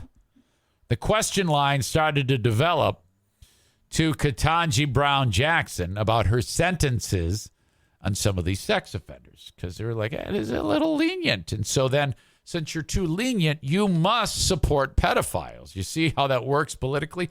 Thus, you are a supporter of pedophiles, which, frankly, I think that's fucking brilliant.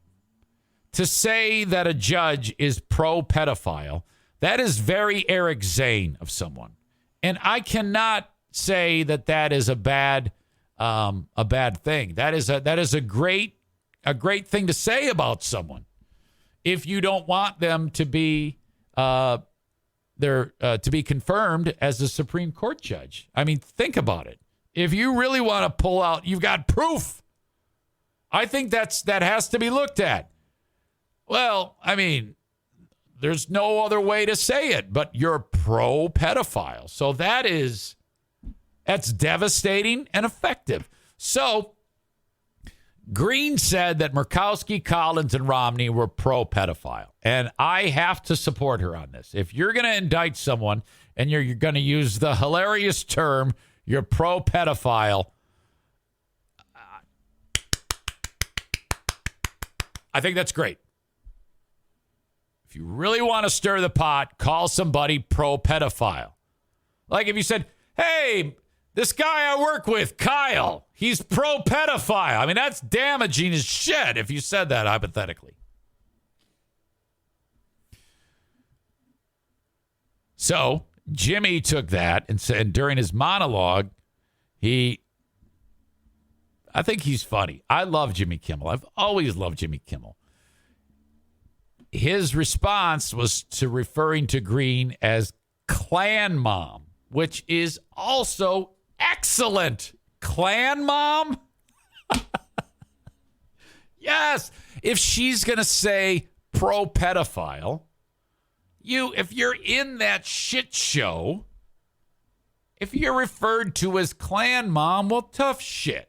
You can't go crying to the cops with any type of joke. So she's like, okay, call me Clan Mom. I don't know. That's pretty bad. He referred to her as Clan Mom and said she was especially upset by her fellow Republicans' decision to confirm Justice Jackson. And then Kimmel said, wow, where's Will Smith when you really need him? And then that's it. And this fucking soft as shit. This is where my only problem with this story is her being soft as shit and reporting this to the police, which it doesn't do anything. That he's not saying anything. His joke is, where is Will Smith when you really need him? That could be interpreted a billion ways. So this is all good. She's so dumb. In fact, she's so dumb. She doesn't realize how much it helps him when she responds the way she does. She's an idiot. Okay. This is the same dumb bitch who spread all the QAnon shit, okay? And then she realized, and then she says, oh, yeah, people were manipulating me. And, oh, you idiot. You got it. Come on now. She's a jackass. All right. So Jimmy Kimmel in one corner, CrossFit Clan Mom, Marjorie Taylor Greene. Okay. As we wind this up, boy, where do I want to go now? I've got a little bit of show and tell I have for you. So if you're listening to the audio podcast later on, it's going to be within your interest to check out the show notes. Can't do it, Corey. I'll have to save it for another show. He keeps telling me, watch this. I don't like to stop and get derailed here. Sorry. Just we have more shows. We'll kick that can down the road. Relax. Jesus. Let's stick to the plan. The video that I want to show you comes to us from a Walmart in what state? Of course, the great state of Florida. Okay, so we got fat bitch getting tased at a Florida Walmart. She's got a knife. The cop wants her to put the knife down. She's not listening. There's the cop, who you're going to see from his camera, his vantage. You're also going to hear a second cop, lady cop. This gargantuan behemoth. I mean, that is tough work right there. That is not easy. Let's pick it up right now. Drop it now! I don't know what just happened. Drop the knife! Put the knife down. Put it down now. Put the knife down. Put it down. Put the knife. She said, y'all killed my family. Down. Put the knife down. Maybe I'm the killer and I'm not. Drop the knife. Okay. Now he's going to put, I think he's got his pistol out right now. I think he's going to holster it and then pull out the taser. Yep. He just holstered. Now he's got the taser.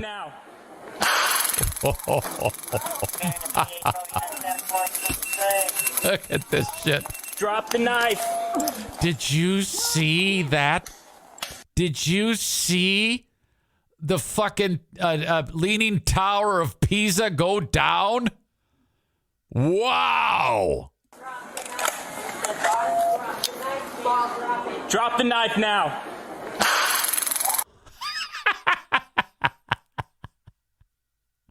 Okay. So how can something that is so incredibly effective, how can it not work on some people? I'm really curious about that. Look at her. Stiff as a board. God, I feel bad for that rack of clothes that she fell on. That was the gentlest fall I've ever seen. Drop the knife now. Ow. Oh. Drop the knife. Yes. God damn it. She says, GD, she's got a nice little tramp stamp, but this woman is powerful. You know, she would probably be really good in bed. I think I would want to have sex with her just to see how rowdy she would be. What is she got around her pants here? What the fuck?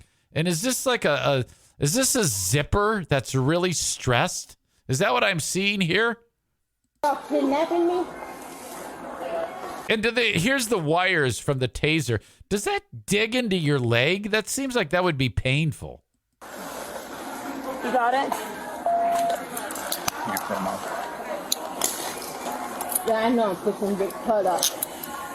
God, if I was a cop, I'd be very turned on right now. It's like y'all did my thing. Look at that juicy ass.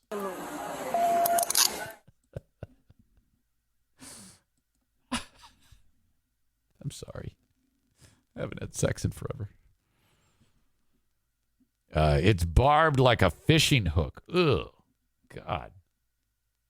That seems awful. I would... getting that out. I mean, that seems... God.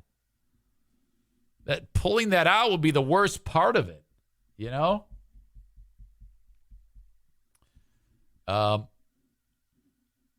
She needs a kick to the sea. Been tased and confused for so long, it's not true. That was incredible. I love the taser sound. That is incredible. Adrenaline and physical fitness, maybe that has something to do with the taser not affecting people. Corey says the bigger your body, that's more resistance for the electricity. Well, anyway, she's screwed. She's going to jail. That's the video that you need to see. We will have the asshole of the day in mere moments. I want to encourage you to check out Who Are These Podcasts wherever you download podcasts. The episode we recorded yesterday is going to be released on Sunday. I think at about noon. Wherever you download podcasts, or you just go to Carl's website, whoarethese.com. We review a horrible podcast called Blocked Party. And we also touch on Stuttering John and a guy by the name of Patty Seacups. So I guess 1% of you will be familiar with who that is. I have merchandise. I'd like you to buy a T-shirt. You can find them at ericzaneshow.com. I have a sponsor that fixes all of our cars, Irvine's Auto Repair, Grand Rapids Hybrid, and EV. Irvines.com. E-R-Vines. Irvines.com. If you are in West Michigan or the surrounding areas, this is the trusted source to get your vehicle repaired. Irvines.com. Go to their website and check out their Google reviews, and the service is second to none. The price is right. They are awesome. And they've got customers from not just West Michigan. They all are West Michigan, but they'll go as far east as Lansing, as far west as the Lakeshore, as far north as, Newaygo, as far south as Kalamazoo. Irvine's Auto Repair. Rental cars so that you're not in the lurch, so that you just basically drop it off. They give you a rental car. That's free. It's not, you don't have to pay for it. It's complimentary. And then they fix your car and you can pick it up, drop it off. They drop the keys off in a lockbox. If it's after hours, it's all. You can pay over the phone. Piece of cake. Irvines.com. Joe Martinez from A&E Heating and Cooling reminds you that we're getting close to when the air conditioners can be serviced. 616-516-8579 for A&E Heating and Cooling. Melissa says maybe her shorts were on backwards. The chick who got tased. Maybe that's what it was. Where was I? Sorry, I got distracted. A&E Heating and Cooling. If you're looking to retrofit the house with a new furnace or air conditioner, call upon Joe Martinez. He will install the Comfort Maker brand, best in the business. Go ahead and compare his pricing to install the equipment to anyone else. He will beat them. 616-516-8579. If they don't, say Eric Zane said you're going to beat this, And then he's going to have to, because I told him he can't be on the podcast if he doesn't honor that, or he's out. I'm going to fire him. Not really. He's been a sponsor for a long, long time. Love that guy. All of these have, really. Tag accounting. Wow. 10 days till the tax deadline. Don't wait another day. Troy can accommodate you even if you wait to the last minute. You're going to pay a lot less to have Troy do your taxes than anybody else. That is confirmed by Zaniacs. 616-301-9516. Get after it. You'll talk to Christina or PJ. They'll give you all the information you need to make it happen. The Tax Hobbit gets on it, and then you're good to go. You can meet with him in person if you want to see him do his thing, okay? Or if you're like in another state, which he can do your return, doesn't matter where you live. He can do it like he's going to say to you, all right, on April 13th, I'm doing your taxes at 2 p.m. Have your phone ready in case I have a question. That's literally how it goes. He'll file it all electronically for you, and the money winds up in your account. You're done. Then he snail mails you your actual physical return, and then you throw it in a file cabinet, and you leave it there for however many years, and then in a number of years, you throw it away. How many years are you supposed to save those things anyway? I don't know. I got these blue folders all over the house. There you go. That is Tag Accounting. So we got a lot of great sponsors. Bennett, Johnson, Bosco's, Berlin, Blue Frost, Van Dyke, My Policy Shop Insurance, TC Paintball, Full House Comedy, Irvine's Auto Repair, A&E Heating and Cooling, Tag Accounting. And that's just one day. That's what we've built here. And I thank you, the audience, because if you did not patronize the sponsors, I'd be screwed. So thank you, thank you, thank you. Let's go over the asshole of the day. Tiger Woods, very strong first round. The update on the possible race war.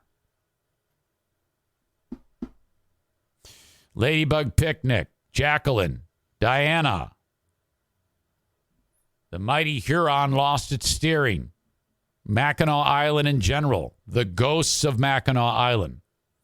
Marjorie Taylor Greene and Jimmy Kimmel in a slugfest. Fat Florida Walmart bitch getting tased. Covered a lot of ground here today.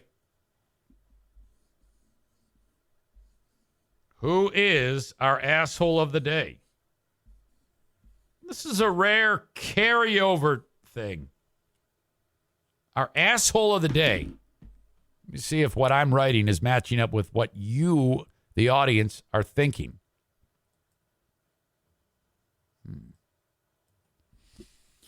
Tiger Woods, asshole of the day. No, are you crazy? Shut up. Shmoomer Schmob says she wasn't fat, just thick, THIC. Yeah, you're right. She was kind of luscious. I could go for that once in a while. You're right. I take that back. Thick bitch. Thick Walmart tased bitch. The consensus is from the comments are adding up with what